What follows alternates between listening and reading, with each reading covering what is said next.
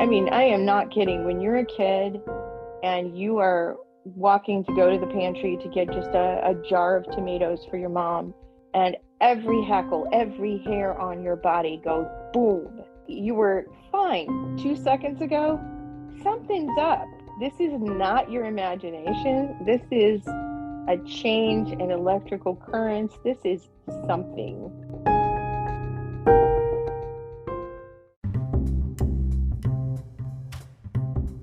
Welcome to Speculative Sandbox, your audio playground for creative storytellers.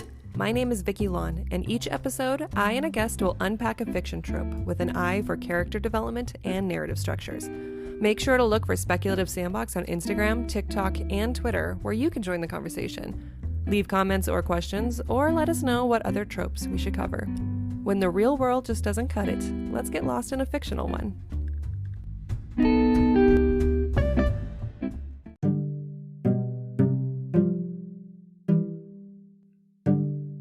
Do you believe in ghosts? Well, regardless of whether you do or don't, ghost stories are prevalent in many cultures and belief systems around the world. If you love to read or write ghost stories, I am so excited to introduce author Bibiana Krall to the podcast to talk about her ghostly childhood. We talk about our favorite urban legends, the common tropes used in ghost stories, and the ways for authors to write an effectively spooky story. At the beginning of this recording, I was ready to talk shop with Bibiana, but by the end of it, I was remembering some of my own repressed encounters with the afterlife. Welcome to the podcast. Please tell me about yourself and any of your latest projects. I'm Bibiana Krall, and I'm the author of 28 titles as of today. I'm working on my 29th as we speak. And I'm a multi-genre author who actually went back to school later in my life. When I turned, I think, 46 or 47, I had kind of an existential crisis about what was going to happen later, and had the opportunity to go back to graduate school, and I took it. And when I took that, it really changed the trajectory of my life, because I had been working for many years in private aviation, travel, kind of the entertainment sector, as far as like sort of personal entertainment, concierge type stuff. And I just one day realized that I wasn't happy, and I wanted to be a writer, and I had wanted to be one for years. And I just literally woke up one day and just completely flipped out and got 2 master's degrees in a row, and here I am. Well, So congratulations on following your dream. That's a huge thing to be able to say, I'm not happy with the career I have now, even if maybe it had security and all these things that people say you should look for it in a did. job, but being able to chase your dreams and achieve them. Good for you. Thank Congratulations. you. Thank you. So I'm really excited to talk with you today because our topic is going to be about ghosts. And I'm currently writing a book about ghosts. I figure we can talk back and Cool. forth on ghostly things. But first of all, do you believe in ghosts? 100%. Yes, I Yes. do. And before we started this recording, you told me in your emails that you grew up in a haunted house. So tell me all about that. I did. I grew up in a house that my parents actually bought. I think they bought it in the 1950s or 1960s. I'm not exactly sure. Like they bought this house that had been abandoned by a family when their mother passed away, and Okay. they had a house, and then more family down the road. So this is in Michigan, in the country, where a lot of farmers have their brother down the road, their cousin down the road, and this was a house no one could use, and it Mm, basically went abandoned for quite some time, to the point that farm animals were living in the house when my interesting. parents bought it for almost kind of nothing. And I had to really just completely DIY rehab the whole thing. Did it look But haunted at that point when you were looking at it? well, my parents don't, they do not recognize that it's haunted. Okay. It's just a So, good and deal. neither, right, it was just a good deal. It was, it had lots of land. We had an enormous garden. We grew up basically on what I call kind of a organic gentleman's farm, because we didn't have thousands of acres, Okay. but we had enough that we could have animals. We had horses and goats and all that kind of cool stuff. And we grew pretty much the majority of our vegetables and fruit. Very cool. So yeah, it was a really amazing way to grow up, actually. But there was something else in the house. Oh yeah. Oh my gosh, yeah. Well, I think I was a pretty intuitive kid, and I spent a lot of time in the woods listening to like nature and all that kind of stuff. But there was always something about this house. And I would go to other people's houses and not feel it. Okay. But in this house, everything centered around a closet in the front hallway and the basement. And the basement was a very typical basement of Mason of like Michigan farmhouses, where it had an area that was kind of concreted over, and then an area that still had like the dirt floor and the pantry. Mm-hmm. And that area in particular seemed to have the most sort of, we'll say, ominous feelings of just, I mean, I am not kidding. When you're a kid and you are walking to go to the pantry to get just a jar of tomatoes for your mom, and every hackle, every hair on your body goes boom, Mm-hmm. and you were fine 2 seconds ago, something's up. This is not your imagination. This is a change in electrical currents. This is something. Always in the same And place, right? well, in that particular house, there were spots that were just so 100% haunted that it never went away. Okay. And then there was activity that sometimes moved around the house, which was like sort of a different level of kind of what was happening. This house was, I mean, haunted from tip to top, root to floor. Were you the only one that It's felt it, or did other family members feel it? Well, that's the funny part is I grew up in an enormous family, and we were very traditional Catholics. And Catholics, even though they say Father, Son, Holy Ghost, Mm-hmm. when they do the sign of the cross, don't believe in ghosts. They only believe in the Holy Ghost. Mm-hmm. So it's a really weird combination of being told that there's a Holy Ghost, but then there's no other kind of ghost. And so I didn't really share this with my siblings because how am I going to tell them something that doesn't exist exists? Am I like a complete loony bird? What's going on? And every once in a while, though, my sisters would get scared of something or act a little bonkers or whatever. But it wasn't until we were all out of the house, much older, experienced in the world, we'd gone off and done our own thing, that sometimes we get to drinking a little bit too much on somebody's porch, or it's a holiday or whatever, and people start saying things, and some of the things my siblings say correspond with memories I have that I am 100% I never shared with them. Mm. So, which just tells me that this was not some sort of group psychosis or imaginings of my mind. Like, we were all experiencing these things. Did it affect your dreams at all? Oh gosh, yes. Oh my gosh, yes. Um, I think when I was around 6 or 7, it was around 6 or 7 years old, I actually started sleepwalking. And I mean, like, it was chronic Okay. sleepwalking to the point where we had a formal stairway in the front of the house up to the second story, and a circular one, like a lighthouse kind of one in the back part of the house, and a big, the big metal open steps kind of thing. And I was sleepwalking down those, Ooh. like completely not aware of where I was, and sometimes waking up completely asleep, laying on like the kitchen table, Oh, in my laying on pajamas it, like on on it. top of it. Wow. Right. Like, I'm so tired and I climb up on it and I fall asleep there. But the scariest sequence of dreams at that point that I completely 100% remember is that I actually saw myself walking down the stairs. So I was somehow seeing myself come down the stairs and then getting up on this table and then hearing noises. And we didn't have any pets in the house because we were farmers, and Mhm. farmers don't bring animals in the house. They're in the barn. Yeah. That's kind of how farm life is. And so we didn't have cats or dogs or anything in the house. So when you hear scratching, like, what is that, right? A mouse, maybe? Mm-hmm. But um, there was a door from the kitchen that went down the steps to the scary basement. And it was louvered because in the 70s, everybody freaking loved louvered doors. I don't know why. Can't tell you. I think they're pretty ugly. But but I heard something scratching the louvers from the basement side of the door. And it woke me up out of the dream. So you're just standing in And the middle of the house, not sure how you got there. The scratching woke right, you up. Wow. right.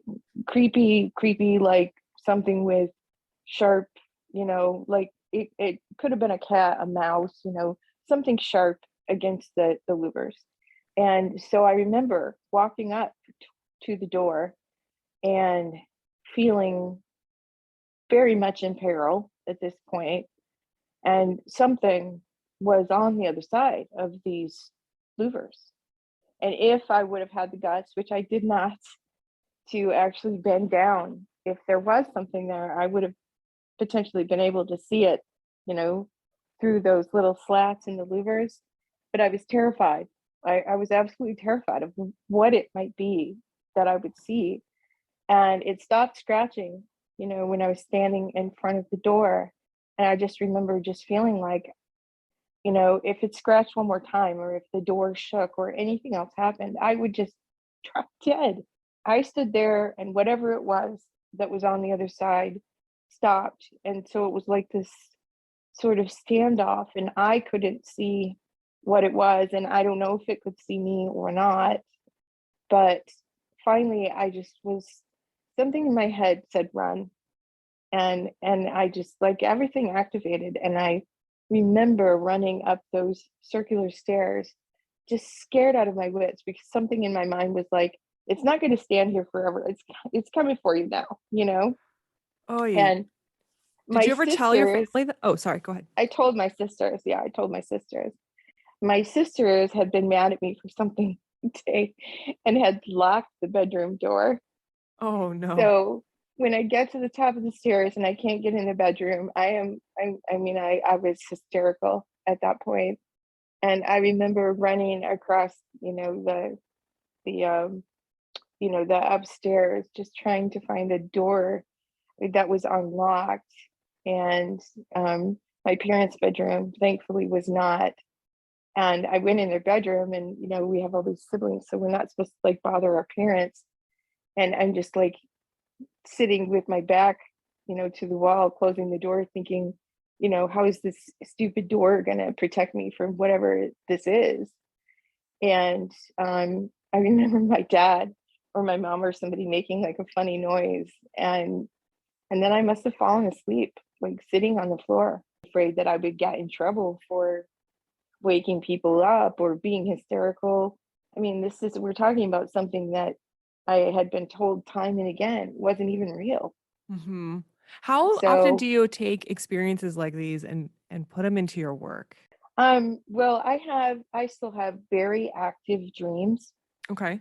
I mean, extremely active dreams. And sometimes when I travel, which I travel often, sometimes when I travel, I'm in a hallway somewhere, or I'm walking through a park, or just whatever. And suddenly that same exact sort of really instinctual gut, sort of like high sensor alert, goes off.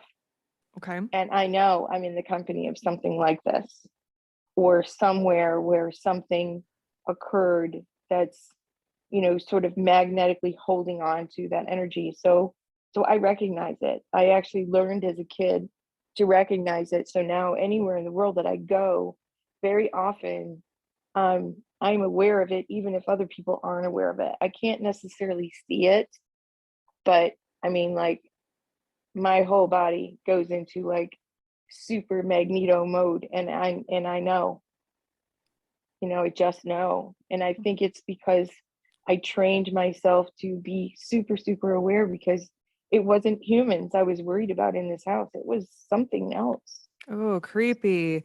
Give me chills with your story. Oh, Yeah, it so was it was really scary. So great opening to this episode. Thank I you. love talking about ghost stories. I'm going to do a quick, brief overview of ghost stories in general, and then we'll talk some more about Sure. how to write ghost stories and incorporating real life experiences into stories.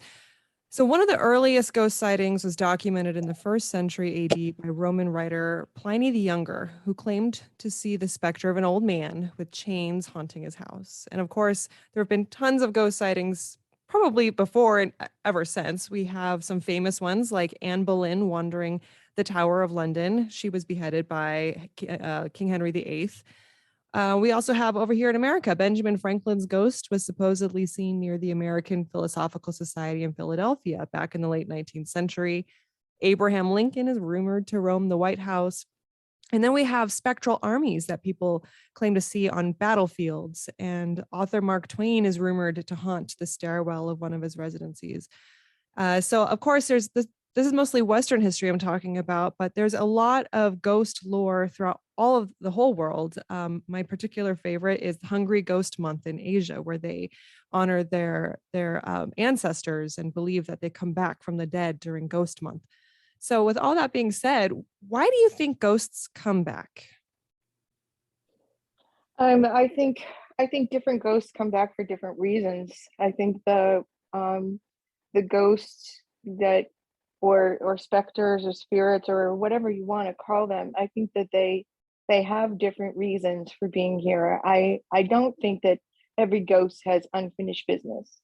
Okay. I don't think that every ghost is, or every sort of spirit mass or spirit sound or whatever you come across is capable of making decisions or is trying to actually do something. I think sometimes at different times of the year, sometimes during sort of special, we'll say astrological moments like Hunter's Moon or something like that, I think that planes between different sections of what we understand as a dimensional world, I just think that sometimes they're a little bit thinner, or if we're experiencing lots of emotional turmoil in our life, or we're hypersensitive for whatever reason because we're grieving or whatever it could possibly be, I think sometimes there's just like this connection, and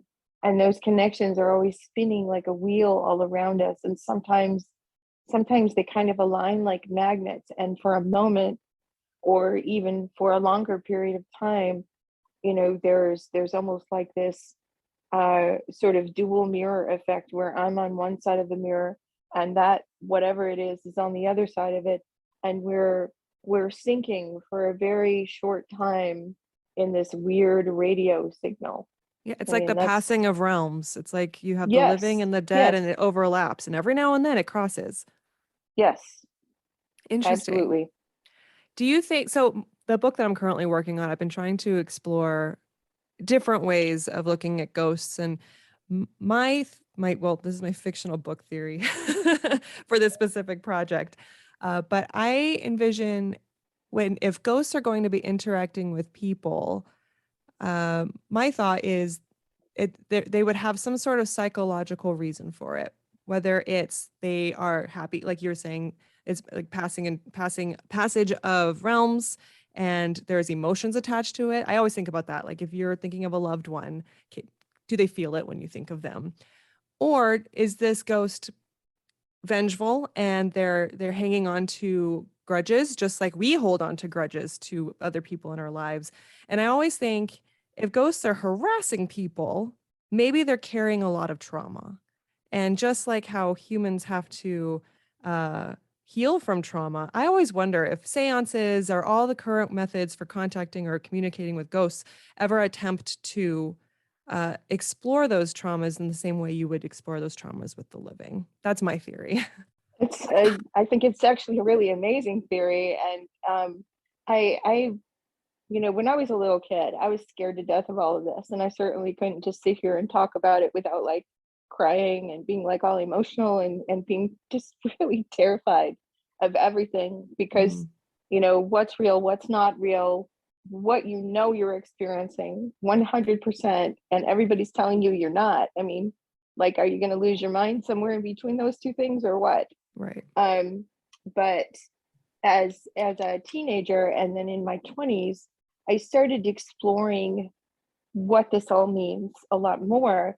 And a very just super connected woman I met years ago, her theory about, a haunting of any kind was that 7 seconds, this I'll never forget her telling me this, 7 seconds before you leave this plane, 7 seconds, whatever is in your heart, whatever is in your mind, whatever it is that you're regretting, denying, feeling, whatever, emoting, is what your spirit will carry. And that Mm. and I'm that blows me away a little bit, because if that's true, if you're with somebody who's been ill for a long time and they feel love, well then they're going to carry love.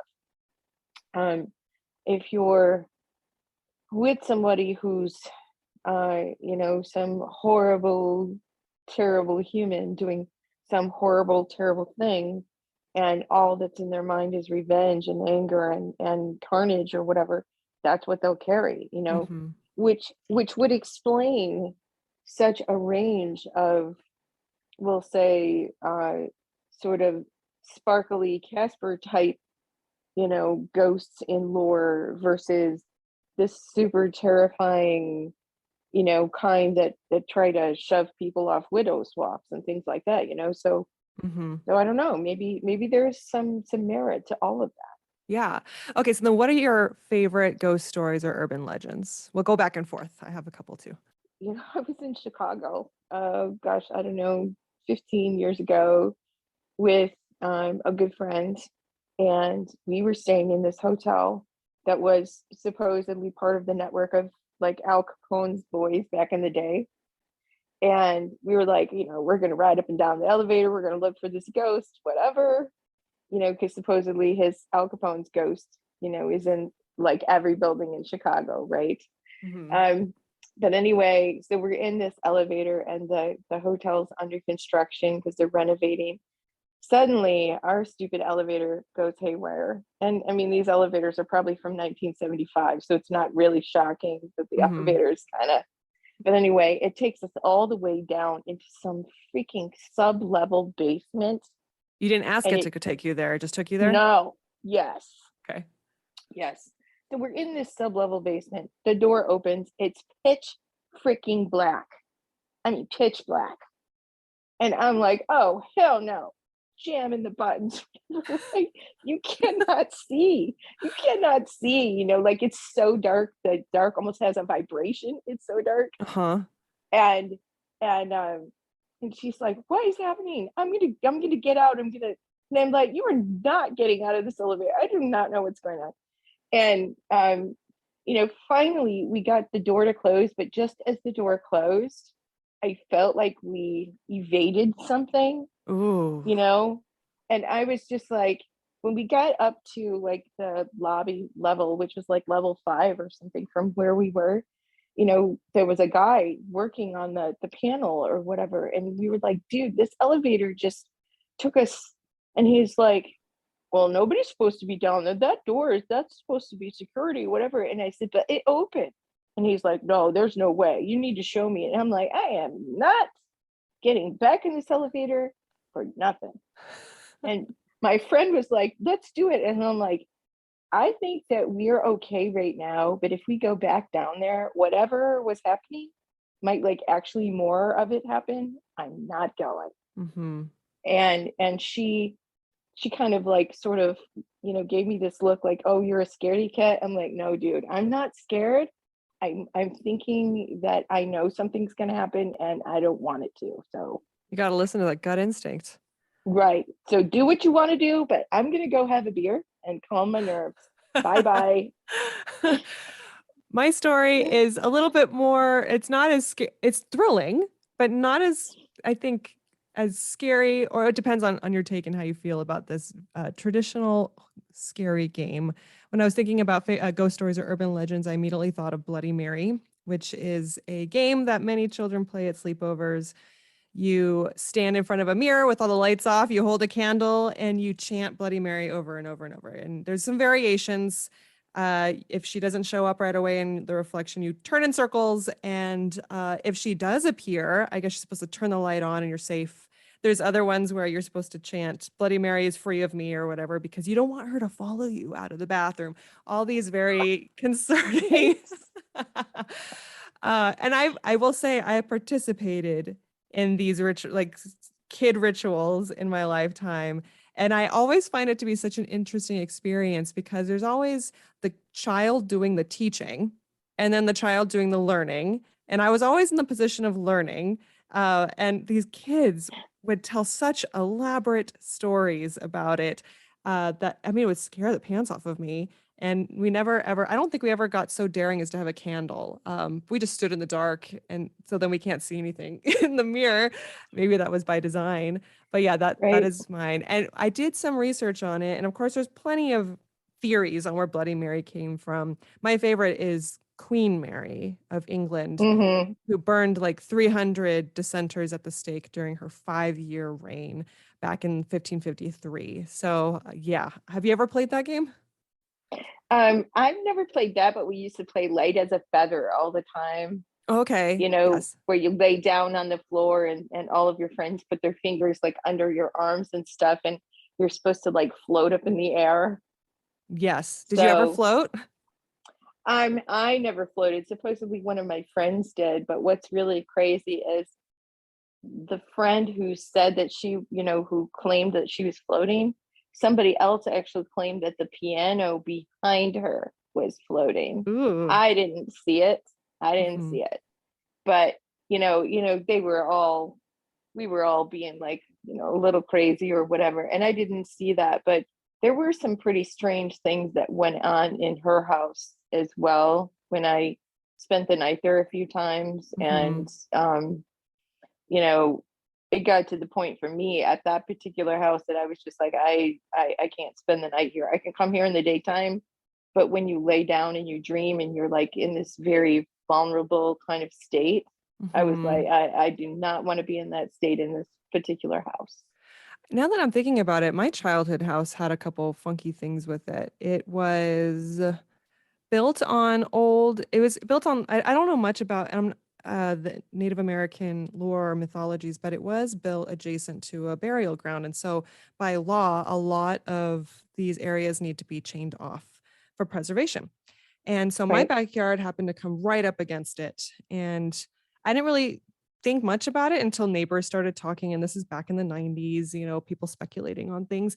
But one thing myself and my brother would always experience is we had dogs.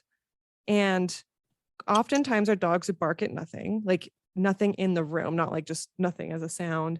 And then there were times where we'd walk through the house and in the corner of our eye, we see our dog like up the staircase or down the hall. And so we turn to the dog to say, hey, come here, come here, come here. We look and nothing is there. And then we're like, Lucy, we call our dog, and the dog comes from a different part of the house than what we just a second ago thought we saw. So we a lot of those encounters. I'm trying to remember. I remember having a list that I wrote when I was a teen, and I've since forgotten all of it. But houses can be scary.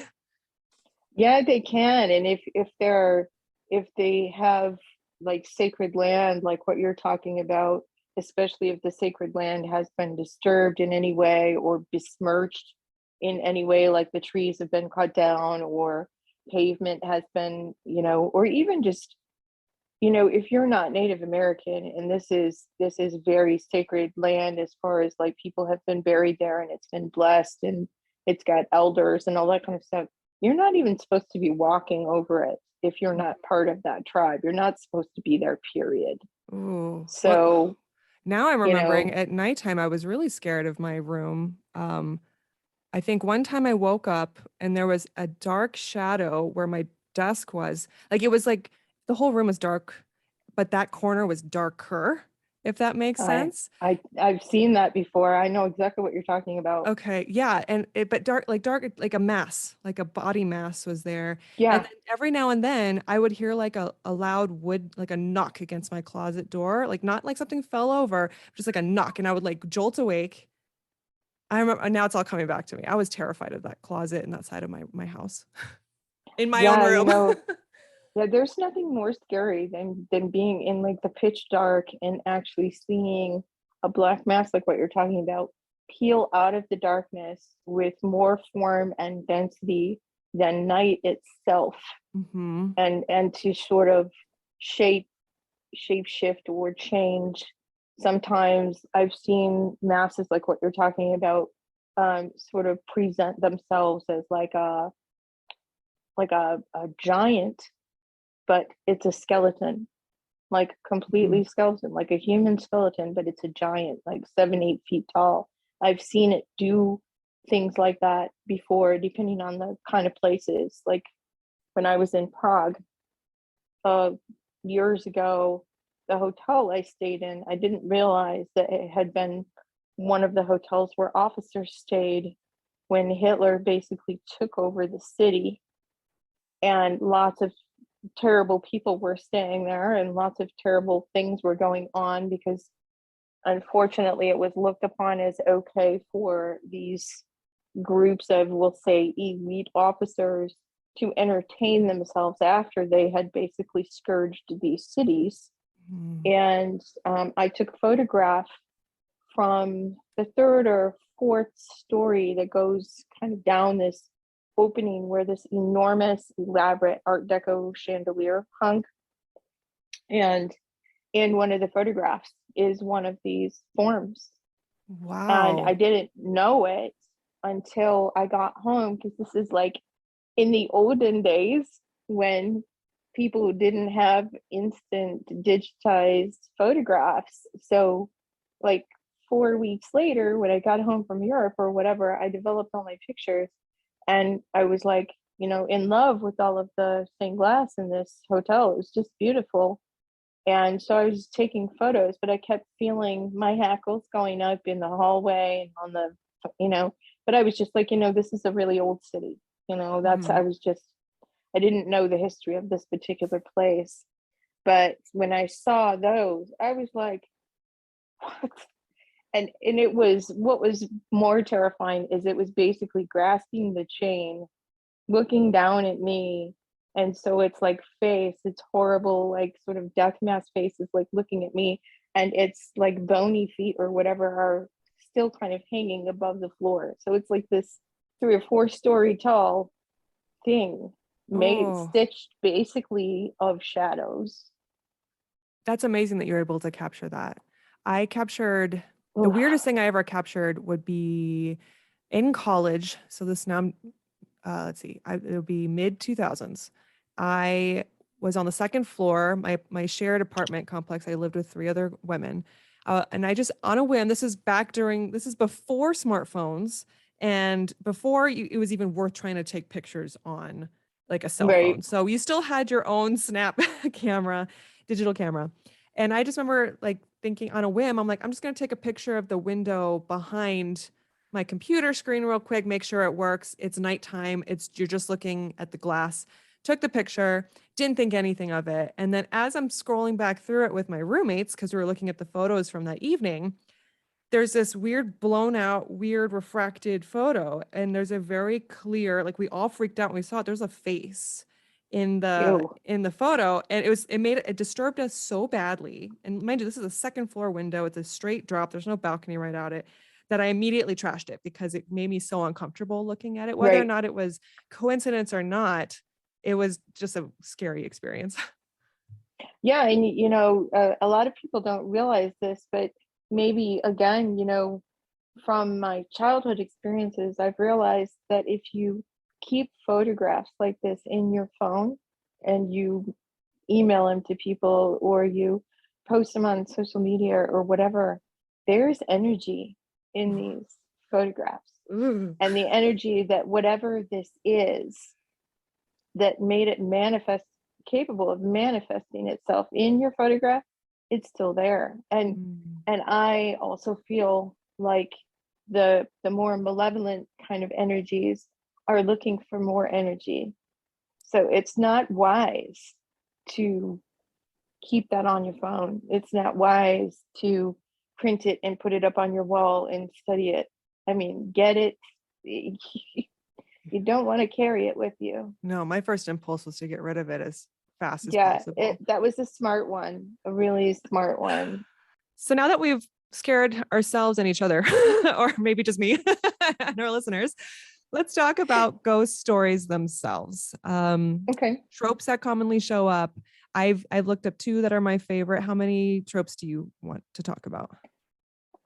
Well, I mean, my tropes, they probably will be similar to yours. I'll let you go first. I'll let you go Okay. first.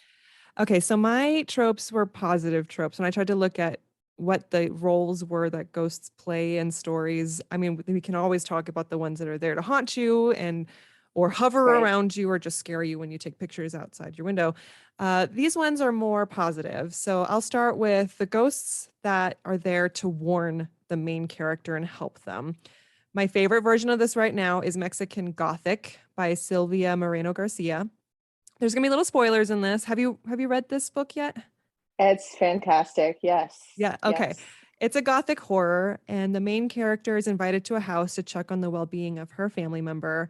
And while there, she ends up being haunted by a ghost. And you start to think maybe this is a malicious, malevolent spirit, but turns out this ghost was the victim of the family living in the house, and the ghost is trying to warn her. So I think it's a great twist for readers because you find out in the end that they're the friend. And I've seen this being used in other places as well, but I just love that. I love that because it looks at humans too, how you don't judge a book by its cover and you can find friends Hmm. in unlikely places. Yeah, I totally agree. And not only that, but it's very easy in that particular story. And I won't give spoilers, but in that particular story to get really lost in the gothic aspects and you're just like, oh my gosh, And so you're not necessarily noticing that there's a little thread kind of running below the surface. It's very Mhm. masterful. I think it's just an excellent modern gothic. Yes, I agree. I found it to be uh spooky, Yeah. sexy, and Yes. also gross. Like it's like really good. Yeah, like the tail end of it is just like so super gross. I was like, ew, no. But I can't say what it was, but yes, I was totally skeeved out in like the second to last and the last scene. I was like, oh no, you Mhm. didn't. But but I guess it serves that purpose of the horror genre. So Mhm. like the horror folks who like, squishy, slimy, whatever things, you're gonna get it in that Yep. story at the tail end. Yep, absolutely. What is your trope? Um, I think one of my favorite tropes is like a new house. Okay. When people move into a new house in a story or in a film, you always have like sort of that chaotic good, like, yay, we're in a new town, or yay, we got a new job and we have a new house. But whoops, there's like this thing going on, and either the people who sold it to them knew, or the Mhm. people who sold it to them never had any experience and they think they're completely bonkers. So I love to see that trope at play, even though it's been tried and true and done a million times. It's always interesting to see how it kind of plays out and how it's either going to motivate the main characters or motivate even the side characters to do different things, because sometimes, like in Scooby-Doo, for instance, the Scooby-Doo cartoons, it was always some bad guy trying to get away because he robbed a bank or whatever, so Mhm. wasn't even a ghost in the first place. But in the really scary ghost stories, though, it tends to be like what you're talking about, like some kind of warning or some kind of or sometimes it's an ancestor. But I just think it's always interesting because you're looking at the newness and the change and the real life aspects, but then there's this sort of spooky spectral kind of thing going on in the background, and you never really quite know if it's done the right way, if it's the distress of the humans, or if it really is something, until like that very last scene, and then it's like payout time and you get to find out if it really was, or if it's just all in people's heads and just the fear of change, etc. Oh, that's such a good point. Yeah, using ghost stories as a metaphor for those things like fear of change, new Right. things. And I'm sure with your own personal experiences, the new house, the haunted new house, kind of, do you find when you read stories like that, do you ever find connections to, do they act, are they able to capture the way you felt living through it? Um, I wish, I wish I could say yes. Um, I would have to say that The Haunting of Hill House, 100%, Okay. 100%. Mexican Gothic, 100%. But in, I would say 95% of the ghost stories that I've read, I can tell that the person has actually never really had a real experience. Gotcha. Well, and I'm not as I've seen different iterations of Haunting of Hill House. From Mexican Gothic, I think about how a lot of the hauntings happens when she can't tell when she's awake or Right, dreaming. right, And so right. losing that distinction between those two areas. Yeah, like the lucidity, like this really weird, surreal space between sleeping, dreaming, waking, and worrying. I Mm. think that is like prime real estate for a haunting. Oh, interesting. Okay. My other trope is kind of similar, I guess, to the other one where the ghost is there to warn, but changing it a little bit, I went to the classic Christmas Carol ghosts where the ghosts are there to teach us a lesson. So they're not haunting a place, they're more like haunting a mind. And when the main character is moving in a certain direction and the ghosts need to redirect you, that's when they appear. And ghosts of Christmas past, present, and future. I think this is an interesting trope because in stories that do that, we're placing ourselves in the center of the universe. The idea that ghosts are looking after our well-being, they care about what we're doing, they're very omniscient, they have our best interests at heart. And I always like to challenge that idea, which is maybe the ghost wants to think about themselves when they pass on. And they I anyway, that's my thought. Well, I think if there is such a thing as ghosts, and I say that to anybody else who maybe hasn't stumbled across, some of the things that you've experienced, that I've experienced.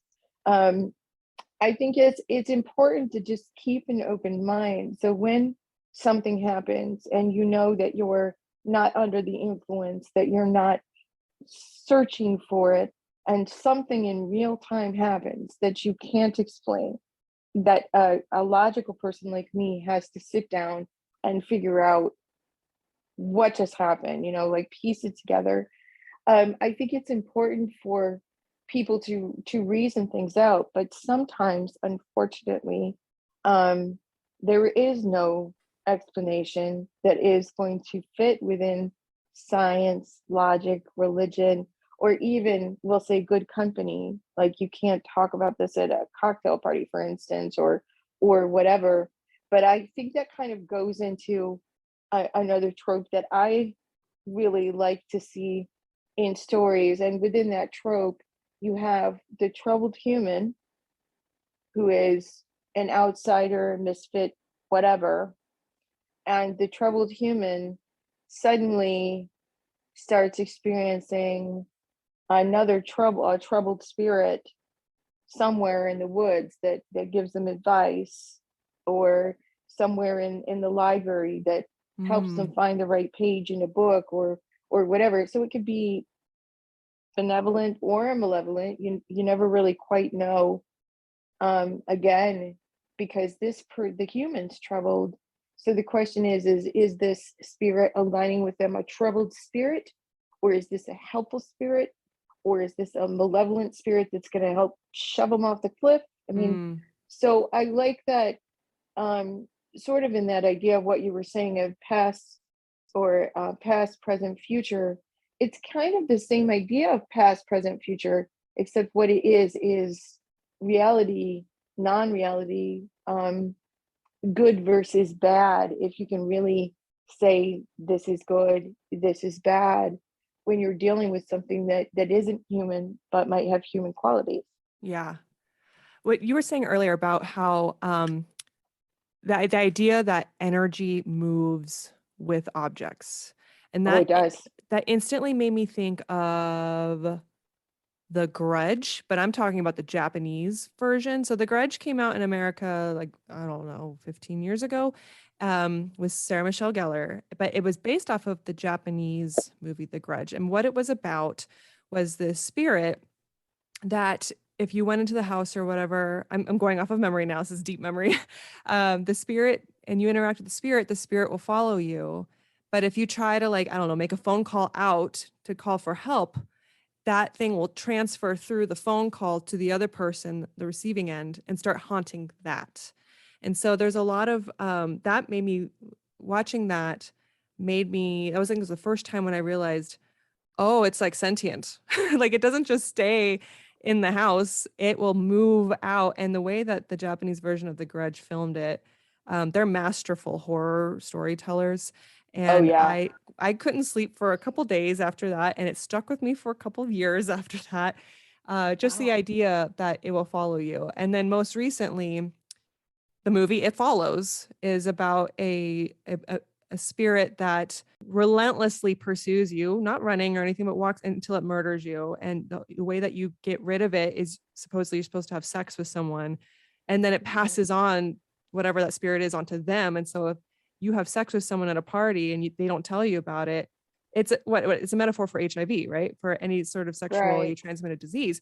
But it doesn't just stay with the source. The spirit will escape the source and nobody is And safe. that's whack. It's so whack. I have not seen that one, and I haven't seen The Grudge either. I'll have to definitely have to watch it. But yes, I do think that there is that capability within this kind of realm. I mean, I've studied a lot of quantum physics, and I've always been really kind of obsessed with quantum physics. And I think quantum physics has a lot to do with the capabilities of what we're talking about here. Mhm. And my understanding is that energy, never stops moving and never stops bouncing around and anywhere. And so if you had we'll say, a really souped up um, way to look at your wooden furniture in your house, it would be actually vibrating. Everything would be vibrating on the sort of subatomic level. So anything made out of anything that was organic would still be kind of like, vibrating a little bit. It would still be alive to a certain extent. And Interesting. so the idea that if humans have, we'll say, a battery pack, you can Mhm. call it a soul, you can call it a battery pack, you can call it energy, whatever you want to call it. But when you're alive, you're alive. When you're not alive anymore, it's pretty darn obvious you're not alive. So when that energy that has basically been, keeping the fire burning departs now, what is no longer, living, Mhm. where does it go? Does it fly around in outer space? Does it go to heaven?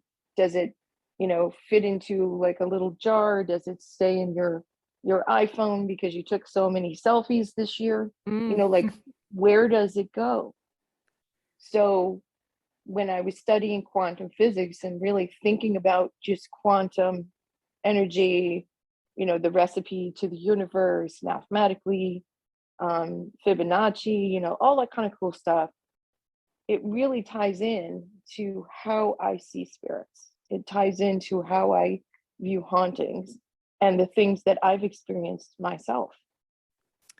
Well, I think that idea too about the spirit living on, that energy passing on somewhere else, I mean, has been believed by so many cultures for generations and generations Right. worldwide, with different people experiencing different things that there has to be some truth in it if Hmm. all collect like so many diverse cultures have come to similar conclusions.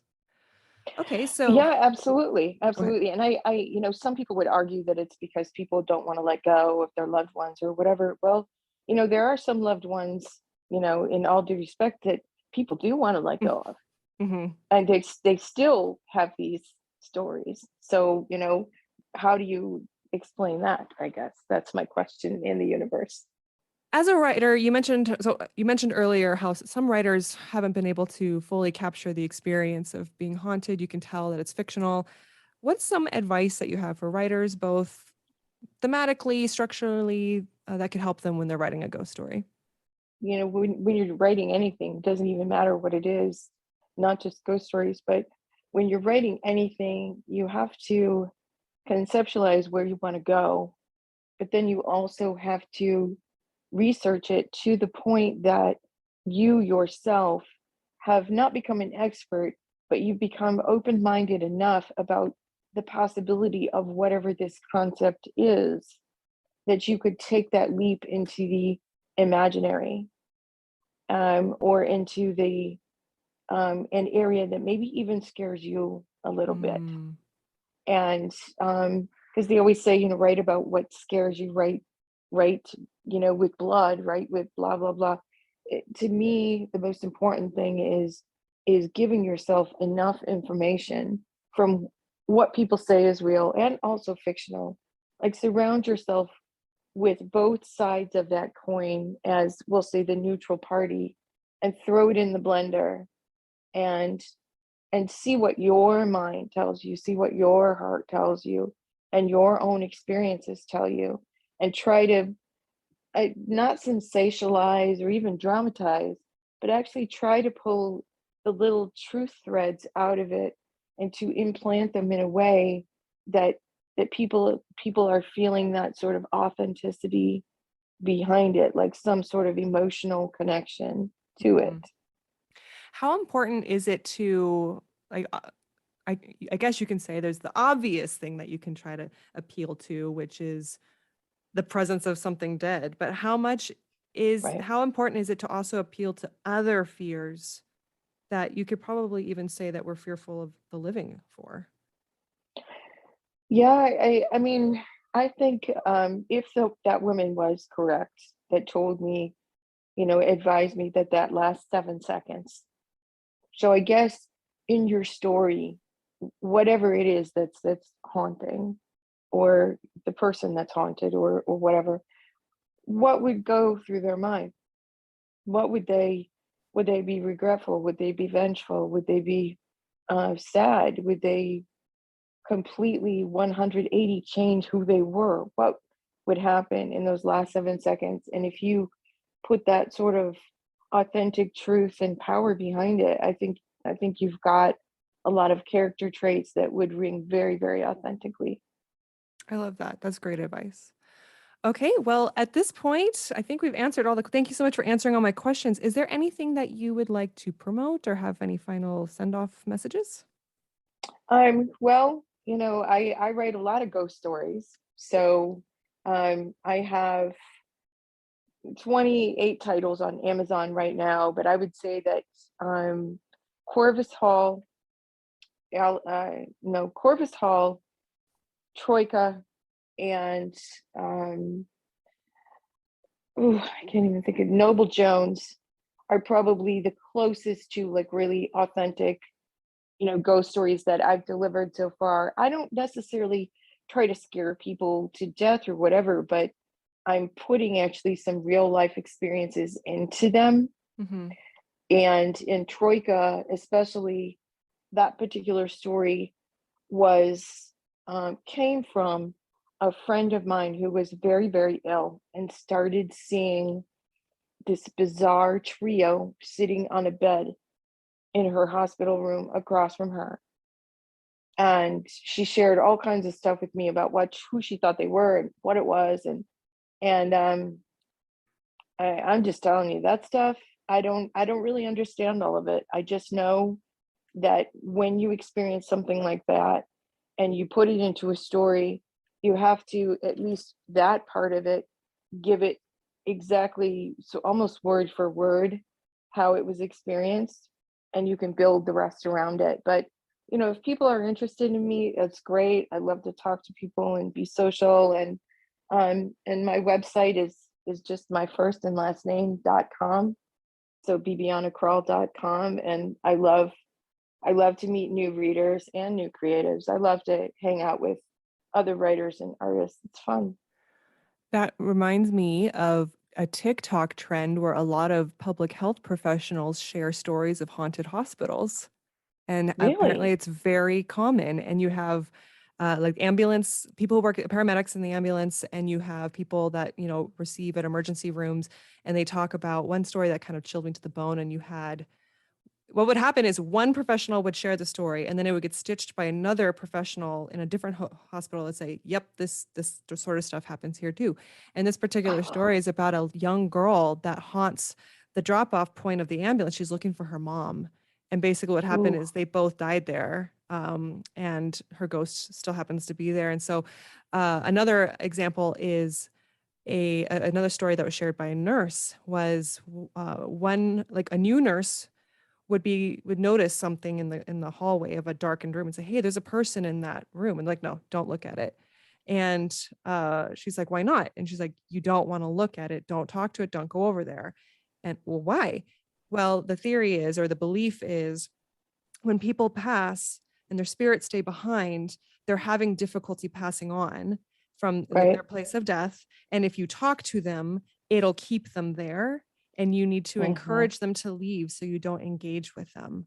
And I got chills hearing that story. And after that video, more and more and more nurses were sharing the same thing. Creepy.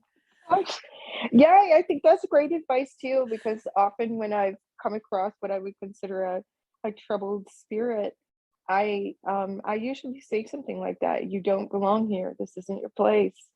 You need to leave. You need to go find, the place where you're supposed to be. Like your time is, you're stuck here. You're not supposed to be here anymore.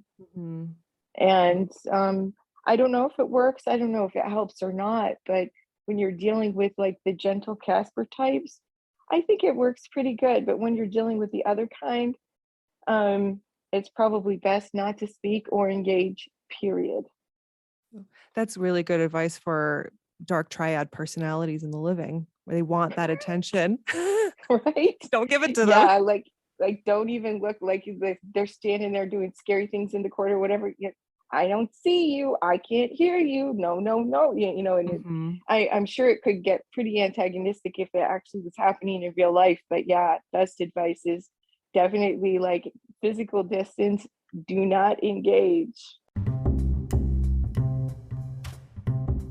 Speculative Sandbox is a volunteer-run podcast that relies on the collaboration of fellow creators like you.